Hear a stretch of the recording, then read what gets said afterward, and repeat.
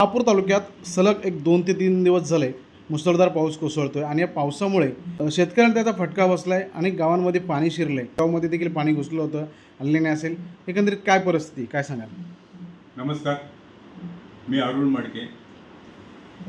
गेली 3-4 दिवसापासून शहापूर तालुक्यामध्ये मुसळधार पाऊस पडतोय आहे आणि याचा फटका शहापूर तालुक्यात सर्वच गावांना बसलेला आहे। आमच्या शिरगाव गावामध्ये गेल्या 2 दिवसापासून पूर स्थिती निर्माण झालेली आहे आणि त्या पूरस्थितीमुळे घराघरामध्येच पाणी गेलेले।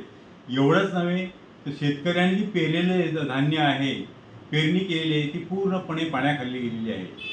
शिवाय पेरलेले धान्य वाहून तर गेलेच असेल, परंतु त्या पूर स्थितीमुळं जे शेतीचे बांध फुटलेले आहेत त्यामुळं तर पूर्णपणे पेरणी मातीखाली गेली असेल आणि या शेतकऱ्यांना पुन्हा दुबार पेरणी करण्यासंदर्भातची त्यांना गरज पडणार आहे। शिवाय दुसरं एवढंच नव्हे तर आमच्या जिल्हा परिषद गटामध्ये आलेणी गावामध्ये दरवर्षी अशीच परिस्थिती असते, घराघरामध्ये पाणी जाते, तरी प्रशासन कुठल्या प्रकारे त्यांच्याकडे लक्ष देत नाही।